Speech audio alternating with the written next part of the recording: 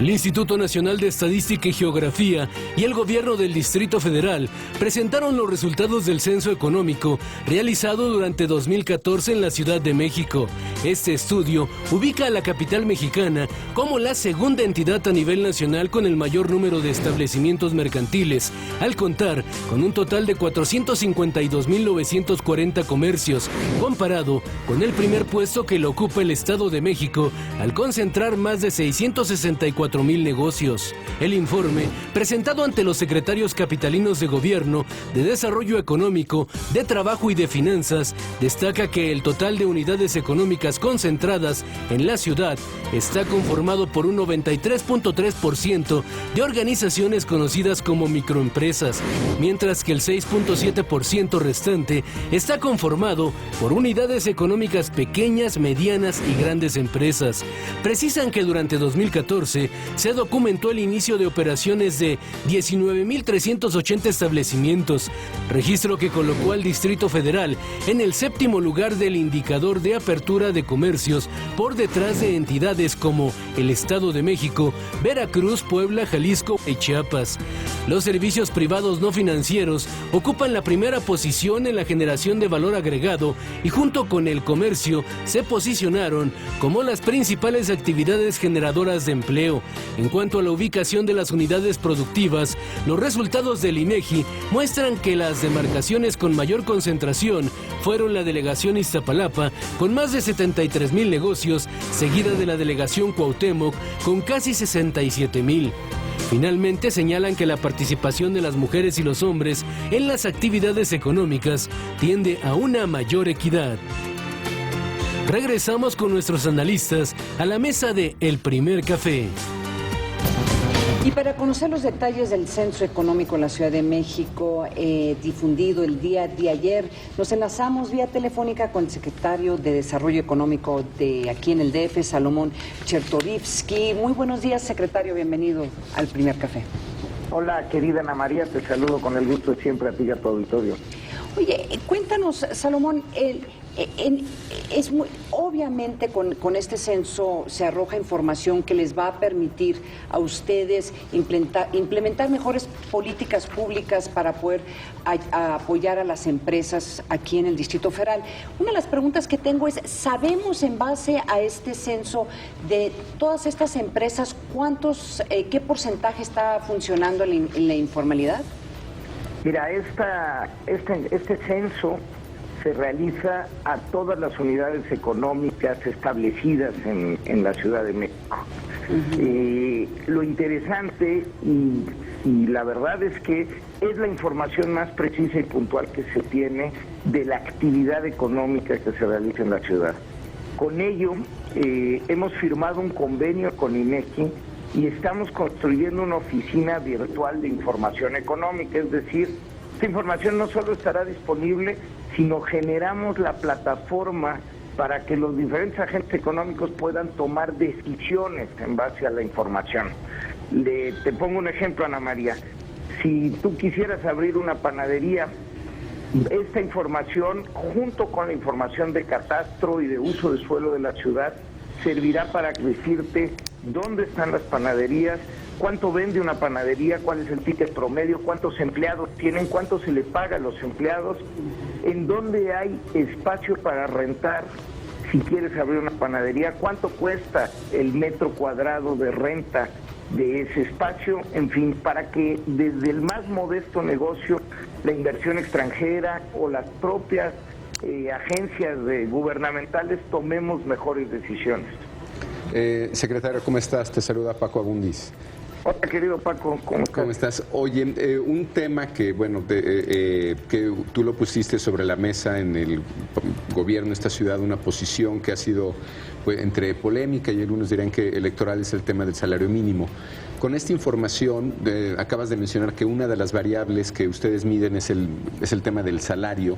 ¿Cómo tu secretaría, tú como secretario, cómo puedes incidir con esta información y un tema que tú o esta administración han puesto sobre la mesa? ¿Cuáles son las capacidades que tiene tu secretaría, más allá de llamar la atención sobre el tema y ponerla como un tema de discusión?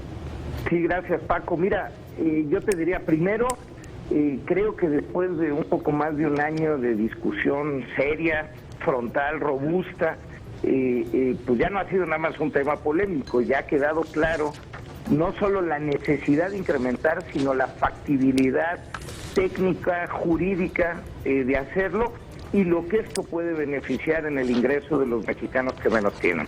Ahora bien, nosotros, dos cosas básicamente, Paco. Uno, es atraer la inversión a la ciudad que pueda generar empleos bien remunerados. ¿Qué tipo de inversión es la que estamos persiguiendo alrededor del mundo y en el país?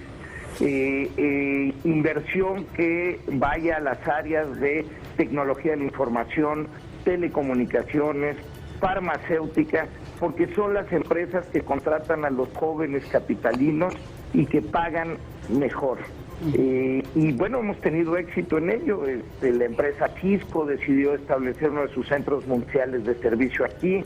La empresa Airbus viene con su centro de capacitación de pilotos y sobrecargos, uno de los centros mundiales aquí a la Ciudad de México.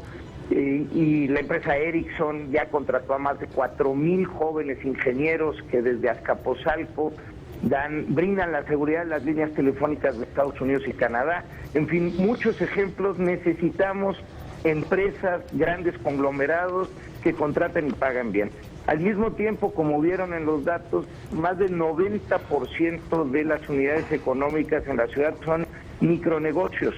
Necesitamos que los micronegocios puedan tener una vida más sencilla, más amigable, sin trabas, sin barreras. Y para ello hemos abierto una oficina de atención a la inversión. Hoy, ya por ley, tenemos la obligación de defender las inversiones legítimas, es decir, si hay alguna barrera que impida la inversión, entonces nosotros entramos y confrontamos, inclusive si existe una autoridad que es la que está impidiendo la inversión legítima. Y con ello, Paco, pues más empresas que puedan tener una vida más sencilla en la ciudad y con esto pagar mejor a quienes laboran en estas empresas. Salomón, buenos días, te saluda Raimundo Riva Palacio. Querido Raimundo, te saludo con muchísimo gusto. Oye, Salomón, dice el INEGI que hay 452.940 comercios, ¿verdad?, en la Ciudad de México. Esto es más o menos de los que había el año pasado, hace 2 años o hace 3 años. Mira, entre 2013 y 2014 se crearon cerca de 20,000 nuevos negocios. Es decir, había cerca de 433,000 unidades económicas en 2013, hoy hay 452,000, es decir, hay más, Raimundo. Ahora, muy bien, tú dices, lo manejas como unidades económicas. Estas unidades económicas, ¿qué tipo de empleo producen? Sí, mira, Raimundo, es interesante porque el 0.3% de estas unidades económicas son grandes empresas, es decir, que contratan a más de 251 trabajadores. Estas grandísimas empresas contratan a cerca de la mitad de toda la población ocupada en la Ciudad de México. Por el otro lado, la micro, pequeña y mediana empresa, la micro, debemos de decirlo, son hasta 10 trabajadores, contratan el otro 50% de la población. Los empleos mejor remunerados, Raimundo, están en las grandes empresas. Oye, y finalmente, por lo que toca a mí, Salomón, ¿cómo va la discusión con el gobierno federal sobre qué se va a hacer en lo que es hoy en día la terminal del Aeropuerto Internacional de la Ciudad de México? Ahora ya que en varios años que se empieza a trasladar toda la operación varios kilómetros más hacia el nororiente. ¿Qué es lo que tienen ustedes en el gobierno capitalino sobre un plan maestro para hacer en donde están las terminales? Centros comerciales, van a hacer parques industriales, va a haber un campus universitario. ¿Qué es lo que tienen en la cabeza para esa zona? Mira, Raimundo, son 710 hectáreas, es un área importantísima, es más grande que Ciudad Universitaria, más grande que Chapultepec, es del tamaño de Santa Fe. pero este terreno está a 5 kilómetros del Zócalo capitalino. Es realmente un terreno que nos brinda una oportunidad de una verdadera transformación urbana. Por tanto, lo que nos ha pedido Miguel Ángel Mancera, el jefe de gobierno de la ciudad, es que generemos una opinión de la ciudad. ¿Qué es lo que más conviene a los capitalinos? No ahorita, en las próximas 2 generaciones que sucede en ese terreno. Por tanto, te diría, lo que tenemos es que nos hemos reseteado el cerebro y no hay prejuicios. Todo puede caber en esos terrenos, pero se tiene que planear con tiempo y se tiene que planear de cara a la ciudadanía.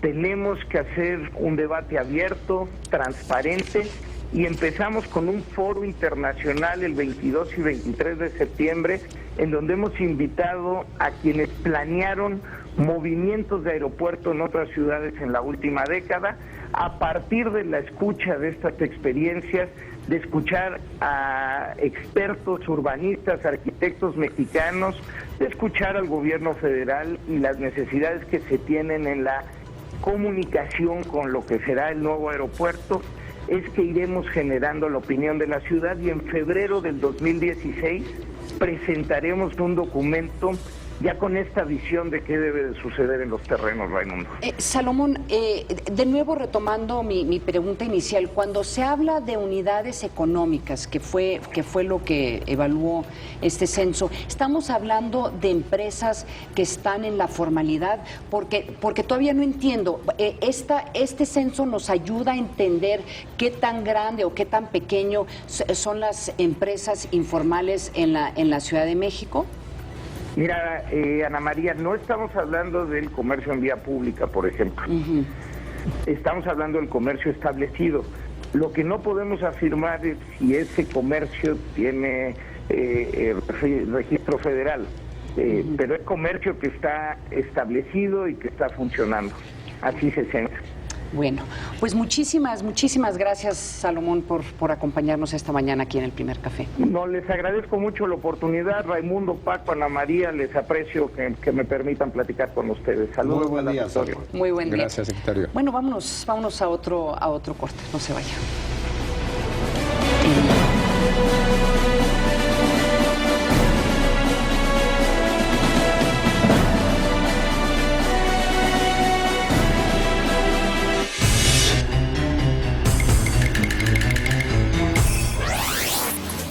Día Internacional de la Juventud.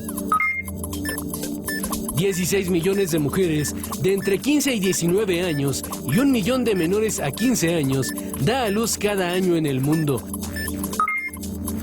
Las complicaciones durante el embarazo y parto son la segunda causa de muerte entre las jóvenes de 15 a 19 años de edad. 3 millones de jóvenes de entre 15 y 19 años se someten a abortos peligrosos cada año. El dato útil para comentar en el café.